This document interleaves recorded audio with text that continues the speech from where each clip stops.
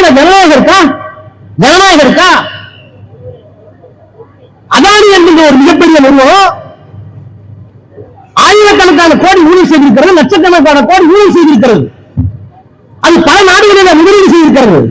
அந்த முதலீடுகளில் நிறைய குளறுபடி அல்ல, அவைகள் அந்த பங்குகளை விரிவாக பெரிதாக காட்டி அதனால் உலக சந்தையில பெரிய பெரிய நிறுவனம் கடன் பெற்று அந்த நிறுவனத்தை மிகப்பெரிய நிறுவனமாக மாற்றி காட்டி இன்றைக்கு உலக பணக்காரர்கள் 2வது இடத்துல பிடித்திருக்கிறார்கள் என்று சொன்னது நான் இல்ல, பூர்த்தி இல்ல, தளபதி இல்ல, பிடிஆர் இல்ல, சொன்னது ஹிண்டன்பர்க் என்கின்ற ஒரு நிறுவனம்.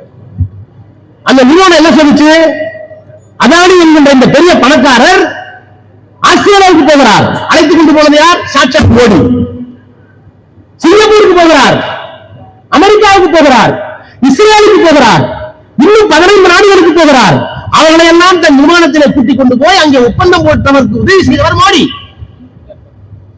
அவர் மீது ஹிண்டன்பர்க் சொல்லி என்ன சொல்லுகிறார் என்றால், இந்த அதானி நிறுவனம் செய்திருக்கிறது இது ஸ்டாக் மேனிபுலேஷன், பங்குகளை மாற்றி மாற்றி மாற்றி மாற்றி ஊழல் செய்திருக்கிறார்கள். இன்னொரு வார்த்தை போட்டான், அக்கவுண்டிங் ஃப்ராட், கணக்கு வழக்குல ஃப்ராட் பண்ணி தான் நடந்து கொண்டிருக்கிறான்.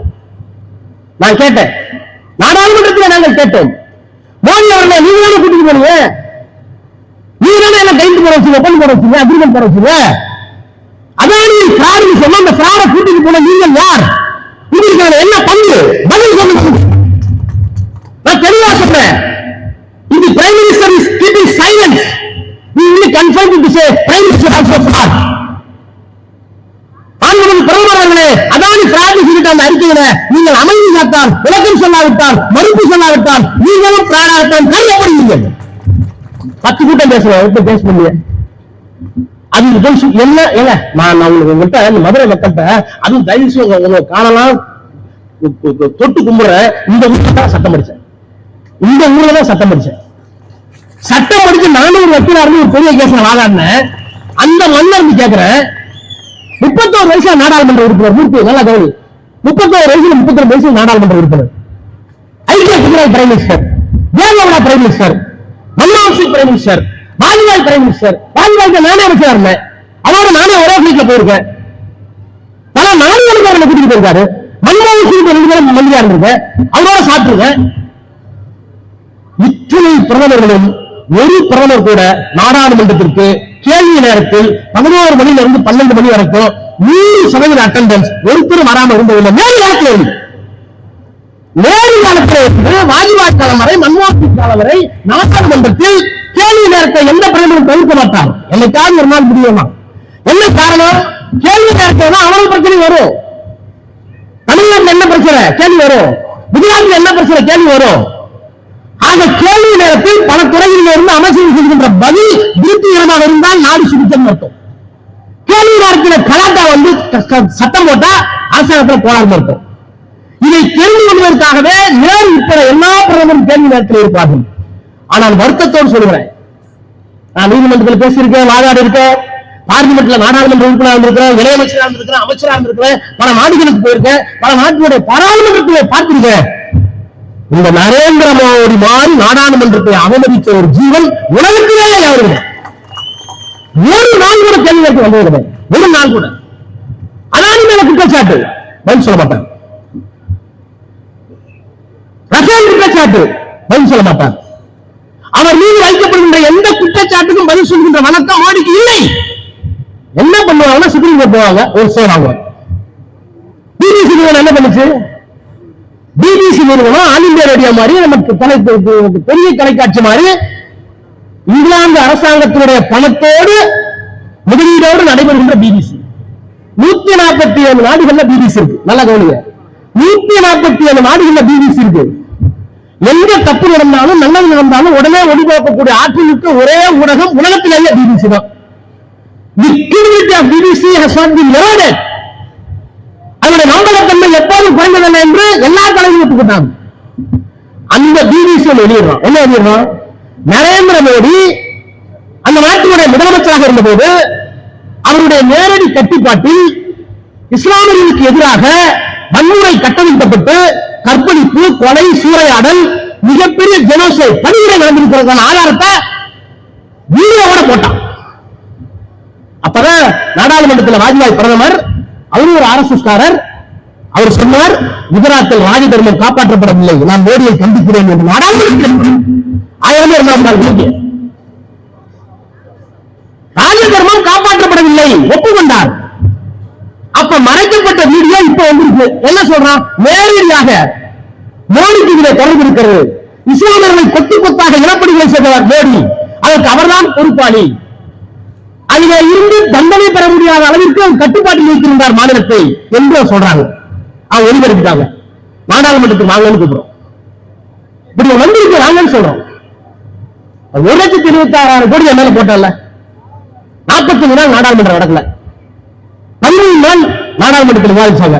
என்ன பண்ணாங்கன்னா, கல்யாணம் நடத்துறாங்க. கல்யாணம் நடந்துச்சு, பொண்ணு இல்லாம கல்யாணம் நடந்துச்சு. என்ன கூப்பிடுற நாடகம் எல்லாம் பேசுறாங்க. அன்னைக்கு அரசாங்கம் சொல்ற சம்பந்தப்பட்ட எண்ணெய் விட்டு விட்டு நாடாளுமன்றத்தில் பேசுகிறார்கள். என்ன பேசப்படல. அப்புறம் நேரம் நீதிமன்றத்தில் வந்தாலும் போல. வாரன் ஹெஸ்ட் காலத்திலிருந்து 1785 வாரன் ஹெஸ்ட் கவர்னத்தில் இருந்தார். அவர் மேல ஊழல் குற்றச்சாட்டு. அவர் காலத்தில் இருந்து செத்து போன ஜெயலலிதா மேல ஊழல் குற்றச்சாட்டு.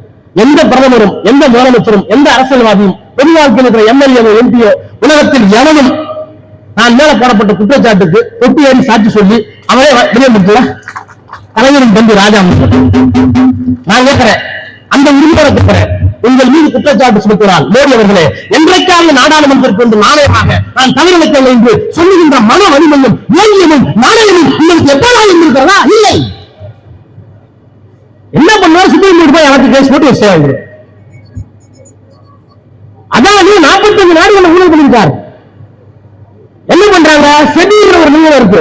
இந்தியாவிலே பங்கு சந்தையை முறைப்படுத்துகின்ற வீட்டார் தான் தெரியும். அவ்வளவு வேலை, செடிக்கு வேலை. இந்தியாவில் யாரெல்லாம் பங்கு சந்தையில பங்கு போட்டுருக்கீங்களோ அது சரியா தப்பான்னு பாக்குற வேலை. அதாவது 150 நாடு 45 நாடுல முதலீடு பண்ணிருக்காரு. அவர் பண்ண ஃப்ராட செடி எப்படி விசாரிக்கும்? எனக்கு ஒன்றும் புரியல. பாம்பேல ஒரு பெரிய ஆயுத கடையில ஒரு கொள்ளடிச்சுட்டு கொலை பண்ணிருக்காங்க. கள்ளக்குளம் போலீஸ்ல கொடுத்தீங்க. நான் கேட்கிறேன், இந்தியா சுண்ணாவுக்கு டபுள் வச்சுங்க, பல கொலை பண்ணிருக்கான், கொலை பண்ணிருக்கான், ஆயுதம் கிடைச்சிருக்கான், கம்ப்ளைண்ட் பண்ணுங்க, உடனே கள்ளக்குளம் சபை சுற்று முடிச்சுருவாரா? எவ்வளவு அழைத்து நம்ம நாட்டில்.